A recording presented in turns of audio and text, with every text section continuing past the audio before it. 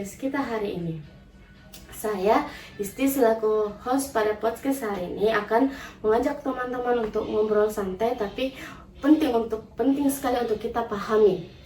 Kadang kalau kita mendengar kata HIV/AIDS, banyak orang menjusting langsung ke penyakitnya. Padahal HIV/AIDS ini sangat penting karena berat perasaannya secara emosional dan perasaannya, mentalnya sangat butuh dipahami. Lalu banyak pengidap HIV/AIDS lebih merasa capek terhadap mentalnya dibanding penyakitnya. Dibanding penyakitnya. Jadi hari ini saya akan mengobrol lebih mendalam tentang dukungan psikososial bagi pengidap HIV/AIDS bersama Nia. Halo Nia. Halo Isti dan teman-teman yang sedang mendengar atau menonton podcast hari ini.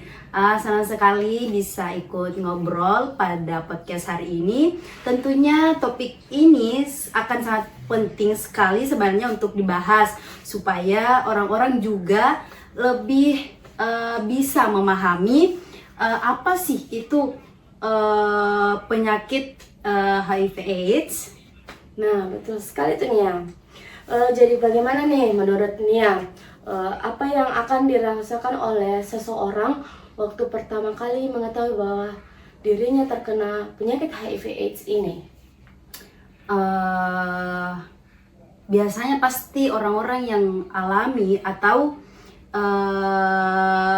merasakan penyakit itu pasti shock sekali karena kaget gitu, kenapa tiba-tiba ada ini penyakit dalam diriku. Shock banget toh. Terus dia mungkin merasa bingung, bilang harus bagaimana ini karena ini penyakit ada dalam diriku. Pasti kebingungan sedih, bahkan merasa hidupnya hancur sekali nih, dan pasti orang-orang susah terima karena ini orang pasti bilang tidak mau kasih berteman sama itu deh karena ada penyakit HIV-nya. Nah, begitu Kak, pasti shock sekali merasa dirinya karena dapat penyakit yang begitu.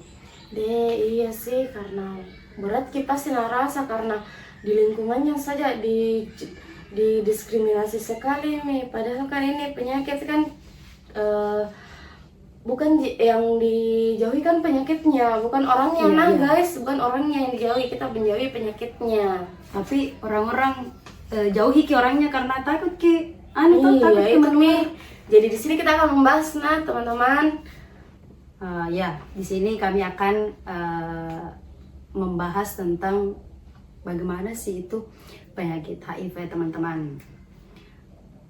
Terus mungkin teman-teman yang sedang mengalami atau sedang berada di posisi itu mungkin berat sekali dirasa karena kadang seseorang belum sempat menerima dirinya sendiri tapi sudah takut duluan sama penilaiannya orang lain, dan itu biasa bikin jadi pendiam misalnya ini orang ceres sekali toh Isti, tapi karena dapat ini penyakit jadi langsung jadi pendiam. Betul sekali Kak, tapi karena ada ini penyakit dalam dirinya jadi kayak kurang ceria sama kehidupan sehari-harinya. Saya bilang penilaiannya orang terhadap saya, dia nanti bilang Kak begini di temanku dijauhi aja.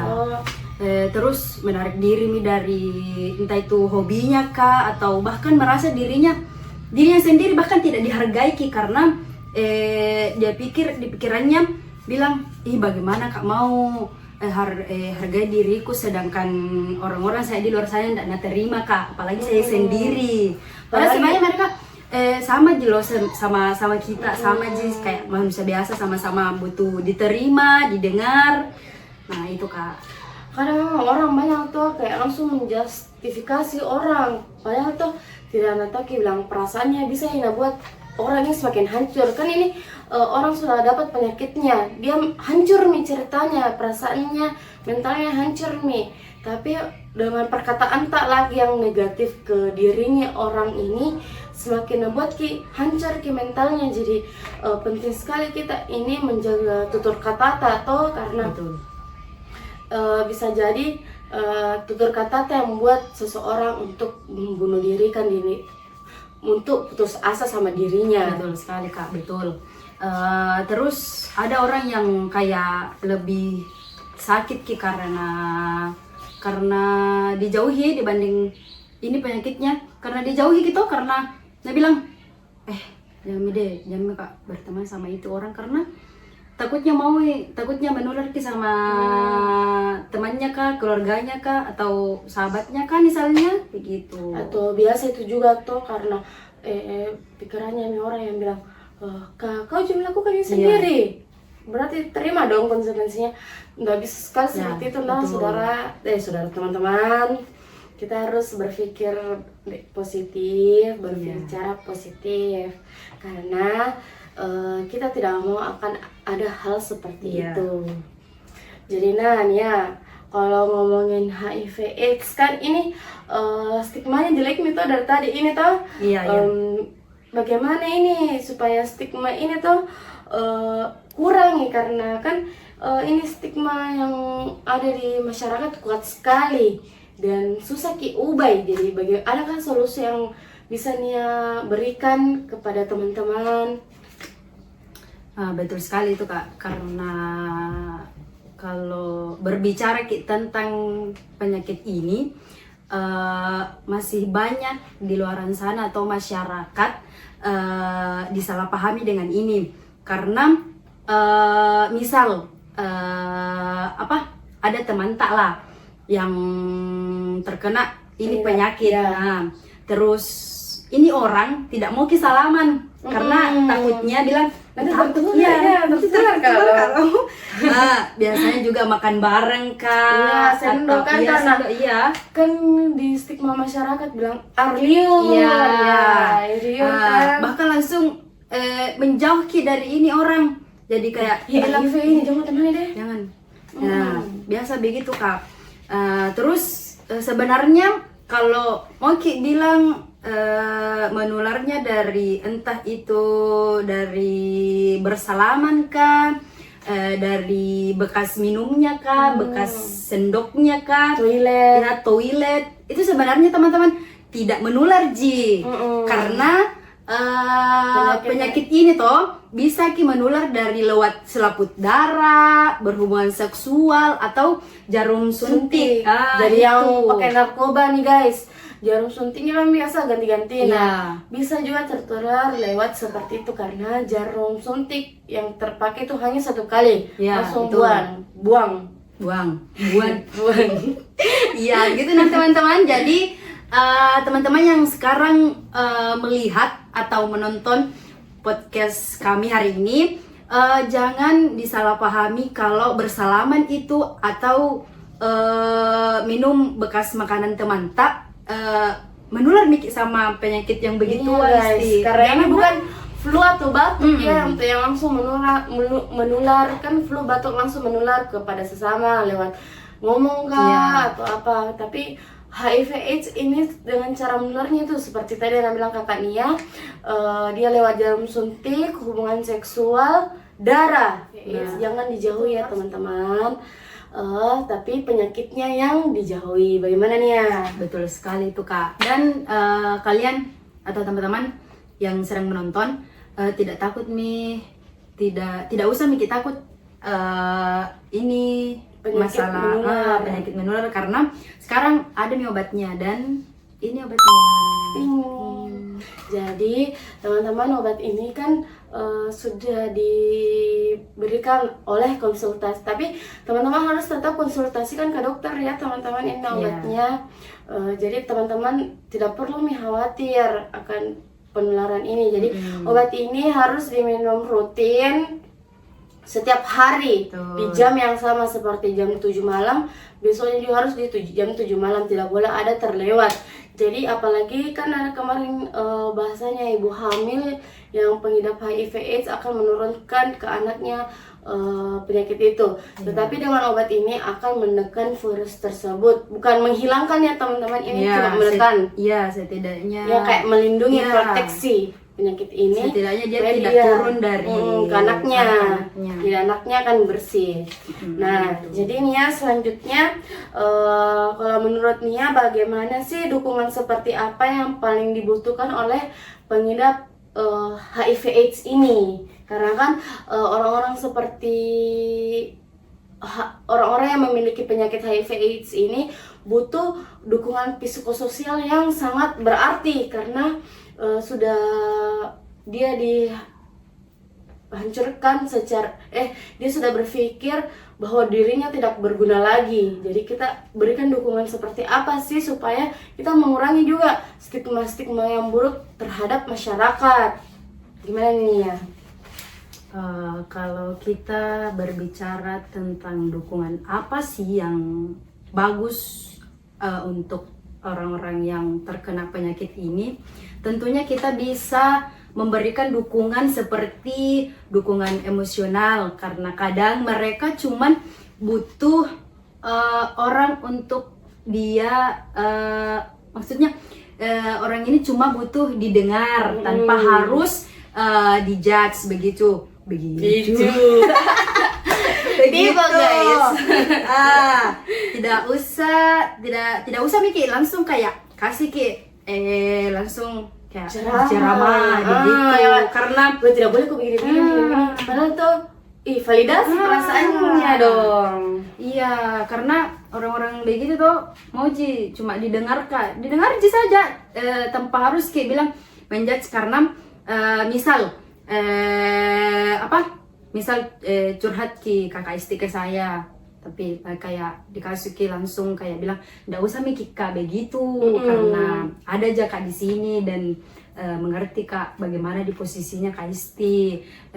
Saya tetap ada jika temani, jadi jangan mikir merasa sendiri dan jangan bilang untuk mau ke hal-hal yang negatif, misal contohnya bunuh diri karena bilang nih tidak ada ini temanku yang mau temani kak, dan tidak ada nih keluargaku mau terima kak. Begitu. Jadi ini dukungan emosionalnya harus sangat penting sama orang-orang yang sedang penyakit benar sekali nih ya, karena saya kalau curhat biasa guys, butuh didengarkan, divalidasi perasaan, apalagi perempuan loh. Betul. Nah, laki-laki juga penting untuk divalidasi perasaannya, semua makhluk hidup. Jadi kita harus mengerti. Jadi dukungan emosional seperti ini kita harus berikan sesama kita manusia.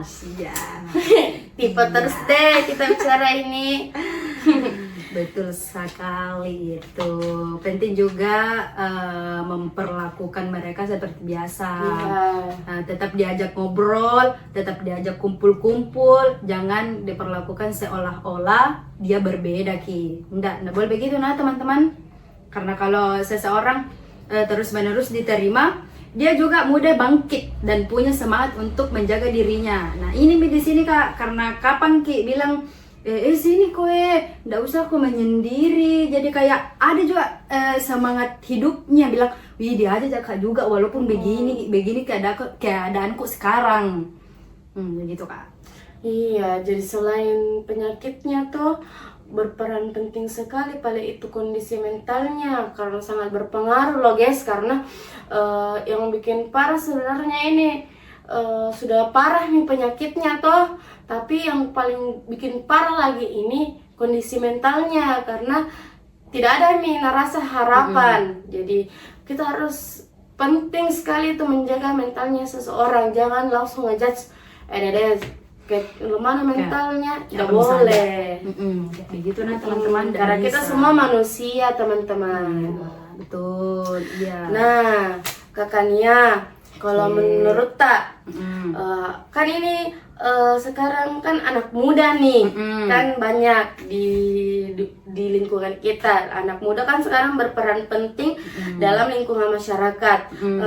Apa sih yang bisa dilakukan anak muda sekarang terhadap isu HIV/AIDS ini, supaya anak muda ini bisa mengajak masyarakat untuk ayo hindari penyakitnya, tapi dekati orangnya, temani orangnya, jauhi penyakitnya, tapi dampingi orangnya. Jadi gitu. Gimana nih kakaknya?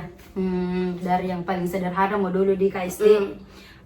Mulai dari yang sederhana itu kayak bisa jangan mudah menghakimi seseorang karena dilihat dari background dilihat ini dari berpenampilannya, jangan mudah yang kayak apa saya itu orang di sana terus berhenti tuh jadikan